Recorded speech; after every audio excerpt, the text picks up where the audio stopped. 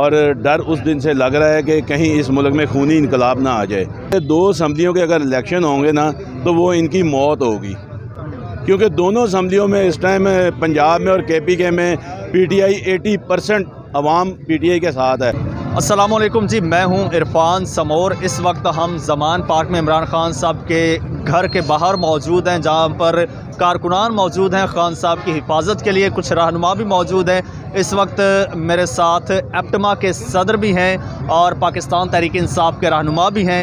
इनसे बात करते हैं और जो टेक्सटाइल की इस वक्त सिचुएशन है उस हवाले से इनसे पूछते हैं। अस्सलाम वालेकुम सर। क्या? वालेकुम अस्सलाम जी। सबसे पहले तो आपसे ये पूछूंगा कि यहाँ पर आप जो सूरत हाल देख रहे हैं, ठीक है, कैसा लगा आपको आके? देखें, ये एक सूरत हाल जो है अवाम यहाँ अपने दुख दर्द को देखते हुए इमरान खान को अपना मसीहा समझते हुए यहाँ आई है, क्योंकि इमरान खान की जब गवर्नमेंट थी, क्यों मेरा तल्लक इंडस्ट्री से है, शेख शाहिद जवेद मेरा नाम है, तो फैसलाबाद से जब इमरान खान की गवर्नमेंट थी हमारे पास स्किल्ड लेबर की इतनी शॉर्टेज हो गई थी कि हमें बिलीव करेंगे फैसलाबाद की इंडस्ट्री पूरी कैपेसिटी में चल रही थी। हमारी एक्सपोर्ट, हमारी इंपोर्ट, एवरीथिंग वाज एक्सीलेंट, और वो इंडिकेटर्स भी बताते हैं कि हमारी इकॉनमी के कैसे ज़बरदस्त थे। और इस टाइम फैसलाबाद की 80% इंडस्ट्री बंद पड़ी हुई है। और फैसलाबाद जो मानचेस्टर है ना, फैसलाबाद वो है, एक छोटा सा हमारा रोड है मकबूल रोड, जो तकरीबन 1 किलोमीटर है, उसके गिरदोनवा सारी इंडस्ट्री हुआ करती थी, जिसकी वजह से थी। अब सिर्फ वो मकबूल रोड पे 50,000 से ज़्यादा इस टाइम एम्प्लॉयज़ जो बेरोज़गार हो चुके हुए हैं, और ऑल ओवर फैसलाबाद तकरीबन 5 लाख के करीब इस टाइम मज़दूर बेरोज़गार है। और मैं तो डरता हूँ उस वक्त से जब यहाँ चोरी डकैती राज़नी होगी, जब किसी गरीब का बच्चा दूध की वजह से बिल बुलाएगा तो वो नहीं देखेगा गाड़ी वाला कौन है। तो इन हालात से बचने के लिए हम आपके तवज्जो से अहबाब इख्तियार से दरख्वास्त करते हैं कि फिलहाल इलेक्शन करवाए जाएँ, क्योंकि जब सियासी स्टेबिलिटी आएगी तो माशी स्टेबिलिटी बिल्कुल आएगी। इमरान खान साहब ने अहबाब इख्तियार को बताया था कि ये आप रजीम चेंज ना करें, अगर करेंगे तो इक़्तिसादी हालात बहुत ख़राब हो जाएंगे। और वो आपके सामने है, महंगाई दिन ब दिन बढ़ती जा रही है, और अभी जो इन्होंने डॉलर के रेट एकदम 35 रुपये बढ़ा दिए हैं। हमारी ऑलरेडी हमारी कॉस्ट ऑफ डूइंग इतनी बढ़ चुकी थी कि हम मैच नहीं कर पा रहे थे, उसकी वजह से 80% इंडस्ट्री पहले बंद थी, और अब आगे नज़र यूँ आ रहा है कि शायद ये कोलैप्स कर जाएगा हमारा सिस्टम। और इसके लिए हम अवाम, मैं कहता हूँ अवाम ताकत का सर चश्मा होती है। अवाम इस टाइम बिल्कुल तैयार है इलेक्शन करवाने के लिए। 80% पाकिस्तानी इलेक्शन करवाना चाह रहे हैं, इमरान खान के पीछे हैं। तो अगर इन्होंने ये ना किया तो ऐसा इनकलाब इन सड़कों पे आएगा कि शायद किसी आँख ने ना देखा हो, ना किसी कान ने सुना हो आज तक। तो इसलिए क्योंकि हम अवाम हैं, हम तो दरख्वास्त कर सकते हैं, लेकिन हमारे लीडर इमरान खान है, वो हमारी रेड लाइन है, वो अवाम के दिलों की तर्जमानी करता है इमरान खान। अवाम इसलिए, ये सिर्फ एक फैसलाबाद का शो है, सिर्फ फैसलाबाद सिटी से लोग आए हैं, और आप देखें यहाँ पाँव रखने के लिए जगह नहीं है।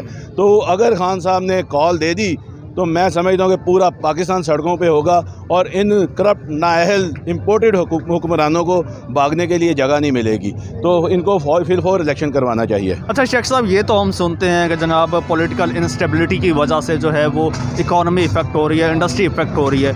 थोड़ा ये हमें समझाएं कि किस तरह से इफ़ेक्ट हुई है, और ये सारा जो इस तरह से इंडस्ट्रीज़ बंद हो रही हैं या लोग बेरोज़गार हो रहे हैं, ये क्या मैकेनिज़्म है? देखें, ये जो इन्होंने कहा था ना कि हमारे पास एक बड़ा ज़बरदस्त जादूगर है जो दादोशुमार को समझ है, साग डॉलर साहब, उसने आगे इस कदर बॉन्डे तरीके से इकॉनमी को चलाने की कोशिश की है, जैसे इसने पिछले अपने द्वार में डॉलर को रोके रखा, और अब भी ये यूं ही कर रहे हैं। हमारे पास इंपोर्ट करने के हमारे हज़ारों कंटेनर इस टाइम पोर्ट पे खड़े हैं, लेकिन हमारी वो क्लियरेंस नहीं हो रही, और दूसरे कई मुल्कों ने हमारे साथ तजारत बंद कर दी है।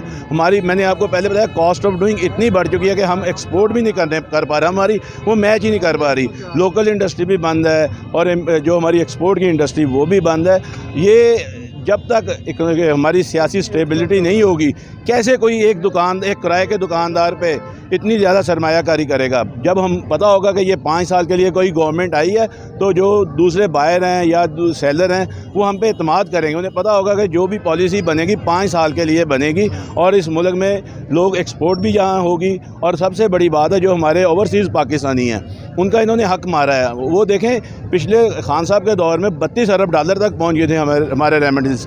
अब हमारे हुंडी और बैंक रेट में इतना फ़र्क था कि जो भी पाकिस्तानी, इवन के जो एक्सपोर्टर भी थे ना, या अपने पैसे बाहर होल्ड कर लेते थे या वो हुंडी के थ्रू मंगवाते थे।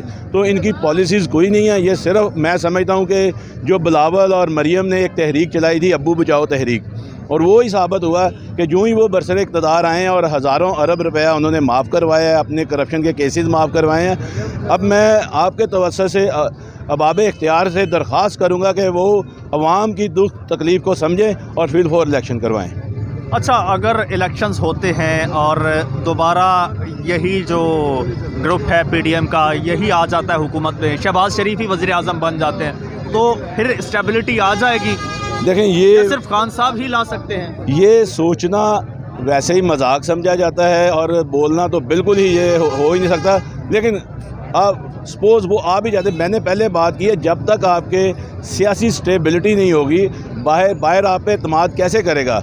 कोई भी गवर्नमेंट आएगी 5 साल के लिए तो आपके ऊपर IMF भी एतमाद करेगा, आपके ऊपर दूसरे अदारे जिनके पास आप कर्ज़ा लेने जाते हैं और अरबों रुपया वहाँ खर्च कर देते हैं और उधार लेके यहाँ आगे बगल बजाते हैं कि जी पता नहीं कितने पैसे। क्या अवाम अब बेवकूफ़ नहीं है? अवाम को पहले समझा जाता था भेड़ बकरियाँ, क्योंकि दो ही पार्टियाँ, जरदारी और नवाज शरीफ। कभी वो कहता था तुम करप्ट हो, कभी वो कहता था कि जी तुम मतलब मैं इसका पेट फाड़ूंगा। लेकिन इमरान खान ने कहा था जब मैं बरसरे आऊँगा ये इकट्ठे हो जाएंगे। वो एक ड्रामा कर रहे थे, आज वो इकट्ठे नज़र आ रहे हैं। इट मीन्स कि वो सिर्फ अवाम को भेड़ बकरियों की तरह चला रहे थे।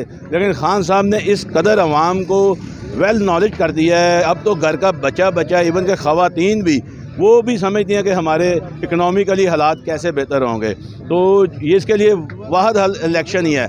ये नहीं मैं कहता इसका रिज़ल्ट क्या होगा, इलेक्शन बहुत ज़रूरी है और इलेक्शन होंगे तो इंशाल्लाह बाकी ये आवाम खुद देख लेगी, दुनिया खुद देख लेगी कौन। अच्छा, लेट्स सपोज सूबाई असम्बलियों के 2 असम्बलियों के इलेक्शंस हो जाते हैं और नेशनल का अभी नहीं होता, तो उससे भी कुछ बेहतरी की उम्मीद नज़र आती है? अच्छा, वैसे 2 असम्बलियों के अगर इलेक्शन होंगे ना तो वो इनकी मौत होगी, क्योंकि दोनों असम्बलियों में इस टाइम पंजाब में और KPK में PTI 80% अवाम PTI के साथ है। जब MPs हमारे होंगे तो फिर मेरा ख्याल है कि फिर MNAs, फिर तो गवर्नमेंट हमारी 2/3 मेजॉरिटी फिर सामने नज़र आ रही है। तो ये तो मेरा नहीं ख्याल कि इतने बेवकूफ़ होंगे कि लहदा इलेक्शन करवाएंगे। इनको इकट्ठा इलेक्शन करवाना चाहिए। और जो मैं अदलिया से भी दरख्वास्त करूँगा कि वो भी अपने फ़ैसले कानून के मुताबिक और लिखे पढ़े फैसले ना करें। जो वो देख रहे हैं उनको भी नज़र आ रहा है, हर बंदे को नज़र आ रहा है जो कुछ हो रहा है। तो इसलिए हम लोगों को ये इलेक्शन में जाना चाहिए।